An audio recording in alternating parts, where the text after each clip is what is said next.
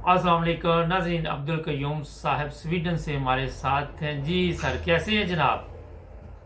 जी अल्हम्दुलिल्लाह। मुबारक साहब। फरमाइए, क्या कहना चाहेंगे आज? मैं ये कहना चाहूंगा कि कल से एक इमरान खान साहब का बयान चल रहा है और उसके पीछे ये तमाम लोग जो जिनको मैं जाती तौर पे समझता हूँ कि ये पाकिस्तान के सबसे बड़े दुश्मन रहे हैं, वो उसके पीछे लगे हुए हैं। अभी देखें मुबारक साहब के जिन लोगों ने, जैसे पीपल पार्टी का जो चेयरमैन था, उसने कई दिहाइयों से पाकिस्तान को लूटा, तो आपके अदारे उसको पकड़ नहीं सके। यानी अलल ऐलान जिसको कहते हैं, अलल ऐलान उसने लूटा और आपके अदारे आज तक उसको पकड़ नहीं सके। अभी जैसे लाहौर में मियां फैमिली है, तो इन्होंने क्या क्या इस मुल्क के साथ नहीं किया और वो दनदनाते फिरते हैं। तो जिस मुल्क में आपका रूल ऑफ लॉ जो है वो नाकाम हो गया हो, उस मुल्क के अंदर इक्वालिटी का कोई कोई कोई नामो निशान ना हो, उस मुल्क के अंदर जस्टिस का कोई नामो निशान ना हो, तो वो मुल्क नहीं चलने वाला। ये बड़ी एक क्लियर कट बात है मुबारक साहब कि जिस भी दुनिया में इस तरह का निजाम जो पाकिस्तान के लोग खुद चला रहे हैं, हुकूमत नहीं चला रही, लोग चला रहे हैं। यानी जो जो जिसके पास पैसा है, जिसके पास पावर है, जिसके पास सारे रिसोर्सेज हैं, वो मुल्क को चला रहा है, जबकि आपके अदारे सारे खामोश और बेबस और उनके हाथ बने हुए हैं। ये कैसा हो? ये मुल्क नहीं चलने वाला, ये डिफॉल्ट हो जाएगा। और आप देखें आपके जो अदारे जिनके ऊपर आप खरबों रुपए लगा के आपने उनको दिया हुआ है कि उनको चला रहे, वो खामोश हो गए। तो इसका क्लियर कट मतलब है कि पाकिस्तान इस वक्त इंतहाई खतरे में है, क्योंकि जिनको, जब आप कहते हैं कि जब पहरेदार जो होता है किसी बैंक का, किसी भी अदारे का, वो अगर आराम से सो जाए और फिर लोग खुले आके अंदर लूट मार करें, चोरी चुकारी करें, कोई पूछने वाला ना हो, कोई पुलिस रजिस्ट्रेशन ना हो, तो वो कैसे निजाम चलेगा उसका? पाकिस्तान का आज वही हालत है। ये लोग जो आज टीवी के ऊपर जो जो बकवास कर रहे हैं, मैं गलत शायद अल्फाज इस्तेमाल कर रहा हूं, लेकिन यही लोग हैं पाकिस्तान के दुश्मन। यही लोग थे जिनको आपके अदारों ने आज तक नहीं पकड़ा। यही लोग थे जिनको आपके जस्टिस सिस्टम जो है इनको पकड़ के जेलों में या इनको फांसी नहीं दे पाया। एक कातिल आदमी जिसने 18+5 अभी कत्ल कर दिए हैं, वो मिनिस्टर ऑफ इंटीरियर बना हुआ है। एक ऐसा शख्स वज़ीर आज़म है जो आते ही दुनिया के दौरे करना शुरू हो गया, जब उसको पता भी नहीं कि मुल्क के अंदर क्राइसिस क्या चल रहा है, मुल्क का पॉलिटिकल क्राइसिस चल रहा है। वो इधर जा रहा है उधर जा रहा है बगैर मकसद के। आप तुर्की से क्या लोगे भाई? कुछ भी नहीं। जाना चाहिए था, वहां नहीं गया। रशिया जाना चाहिए था, वहां पे आटे और गंदम के लिए वहां नहीं गया। और कभी सऊदीया में हज उम्रे कर रहा है, कभी अपने रिश्तेदारों को लंदन मिलने चला गया है, और कभी तुर्की चला गया है, वो भी इसके प्राइवेट रिलेशन है। तो ये मुबारक साहब ये हो रहा है हमारे मुल्क में। अच्छा, ये बताइए, क्या कौन सा बयान इमरान खान का जिसकी आपने बात की, जरा वो भी बता दें हमारे नाजरीन को। देखिए, इमरान खान साहब ने कल शायद बात की है कि अगर आप इलेक्शन नहीं करवाएंगे या जो असल प्रॉब्लम है पाकिस्तान की उसकी तरफ नहीं डाइवर्ट होंगे, तो ये मुल्क टूट जाएगा। क्योंकि मुल्क के 3 हिस्से हो जाएंगे, या फौज के अंदर कुछ उसमें खराश आएगी या टूट फूट होगी, और ये मुल्क का निजाम नहीं चलेगा। अच्छा, यहाँ पे एक सवाल है, जरा मुख्तसर रखें, लंबा हो जाता है। मुल्क तो पहले भी टूट गया था, तो कौन सा किसी ने जिम्मेदारी कबूल की? पहले किसी ने नहीं की। और आपको अच्छी तरह याद होगा कि मुल्क तोड़ने वाला जुल्फिकार भुट्टो था, जिसने कहा था तुम उधर मैं इधर, जो उधर जाएगा उसकी टांगें तोड़ देंगे। वो लालची आदमी था। वो एक ऐसा बंदा था जिसके अंदर कुर्सी की हवस थी। नहीं तो अच्छा सर, यहाँ पे जरा ब्रेक लगाएं। कुर्सी की हवस किसके अंदर नहीं? पाकिस्तान में कोई बंदा है जिसको कुर्सी नहीं चाहिए?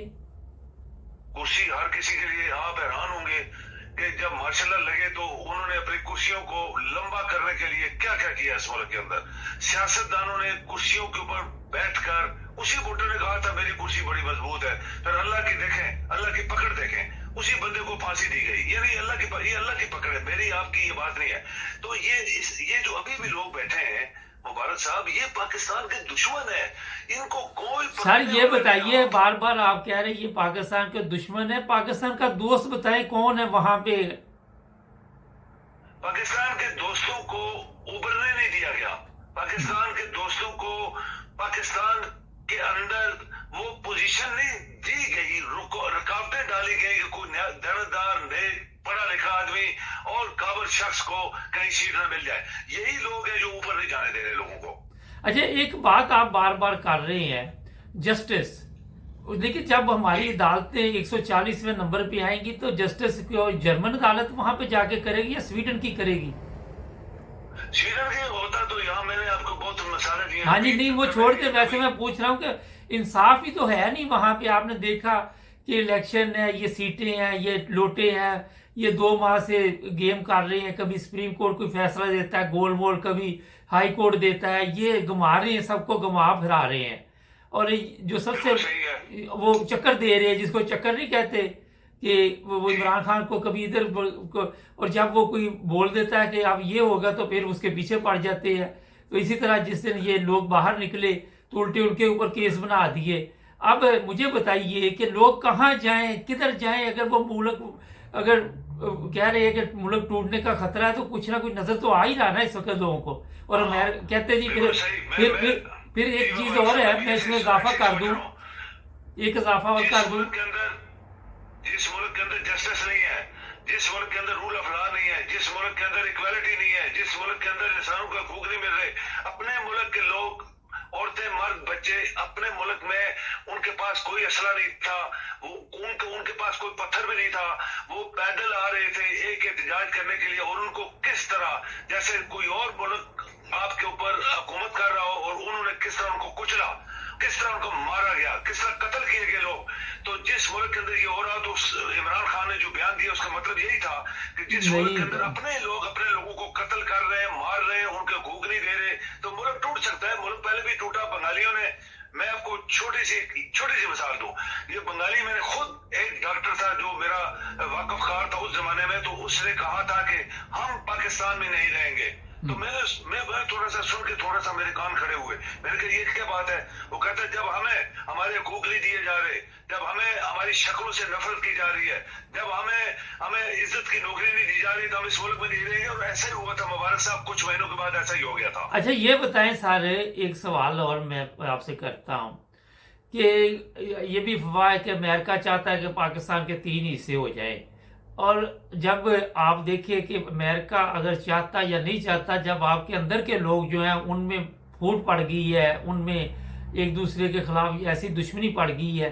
और जो चौकीदार आपने कहा, चौकीदार पता नहीं वो क्या चाहते हैं या वो किसके लिए काम कर रहे हैं। मैं बेशुमार लोग मेरे साथ ये प्रोग्राम कर रहे हैं आपकी आवाज़, वो सारे वो कमर बाजवा के ऊपर कह रहे हैं कि ये कुछ ना कुछ इस बंदे की वजह से जो भी हुआ है सारा उसके ऊपर पड़ रहा है, मगर उसकी तरफ से कोई बयान नहीं आ रहा। मुबारक साहब, आप बहुत इल्म वाले बंदे हैं। आपको याद होगा कि जब ऐसे क्राइसिस पिछले सालों में हुआ, तो जनरल आपका चीफ ऑफ आर्मी स्टाफ था जिसने ये सारे मामले को टैकल किया था। वो चीफ ऑफ आर्मी स्टाफ जाग रहा था, उसको पता था ये मुल्क इस तरह टूट जाएगा। उसने जनाब चीफ जस्टिस को, आपके इस वजीर आजम, यही नवाज शरीफ वजीर आजम जो हमेशा से पाकिस्तान का दुश्मन रहा है, इसको और सदर तीनों को बोला था रिजाइन करो। तीनों रिजाइन करा के उसने इस मुल्क का निजाम दोबारा चला दिया था। वो हुकूमत में नहीं बैठा था एक दिन भी। उसने सिर्फ कहा था कि तुम तीनों बंदे इस वक्त इस मुल्क के लिए प्रॉब्लम खड़ी कर रहे हो, रिजाइन करो और दोबारा इलेक्शन करवाते हैं, जो आएगा वो आएगा। ये होता है चीफ ऑफ आर्मी स्टाफ का किरदार। जब एक मुल्क का सिक्योरिटी का सरबरा अगर वो खामोश हो जाए, तो इसका मतलब क्या है? मुल्क को टूटने दो। आप रशिया जैसा मुल्क, इतनी ताकत वाला मुल्क, उसके जब इकॉनमी डाउन हुई थी तो वो टूटा था। वैसे तो मिलिटरीली वो दुनिया की सुपर ताकत थी। आज आपके पास आना नहीं है, आप लोगों से मांग मांग के एक एक दिन निकाल रहे हैं, आप लोगों से मांग मांग के तनहाई लोगों को दे रहे हैं। तो ये मुल्क डिफॉल्ट होने वाला है। जब डिफॉल्ट हो जाएगा तो टूटेगा ना। जैसे रशिया टूट गया था, उसकी 10-12 स्टेट्स बन गई थी। आज वही हालत है। तो शायद इमरान ने फिक्र करके ये बात की है। लेकिन आपके अदारे क्यों खामोश हैं? अदारे का मतलब ये नहीं है कि आपको खरबों रुपए हम लगा के बैठाएं और आप मुल्क टूट रहा और आप खामोश रहे। क्यों? वजह क्या है भाई? वही चीफ ऑफ आर्मी स्टाफ की मिसाल मैंने आपको दी है। उसने क्यों मुल्क के तीनों सरबराहों को बोला था रिजाइन करो और दोबारा इलेक्शन कराओ ताकि मुल्क टूटे ना। चलिए, बहुत शुक्रिया सर, बहुत शुक्रिया जी, थैंक यू जी, थैंक यू जी। नाज़रीन, देखिए लोग परेशान हैं। लोग, आप देख रहे हैं, मैं प्रोग्राम ऐसे भी लेके रोना शुरू कर देते हैं अपने मुल्क के लिए। इतनी मोहब्बत है अपने वतन से, मगर क्या बात है कि आज ये परेशानी जो शुरू हुई है, इसका जिम्मेदार कौन है? कोई जिम्मेदारी कबूल नहीं करेगा, कोई जिम्मेदारी कबूल नहीं करेगा। ये मैं आपको बता देता हूँ। सब्सक्राइब करें, जुड़े रहें, करें कॉल हमें, हम सुनेंगे आपकी बात।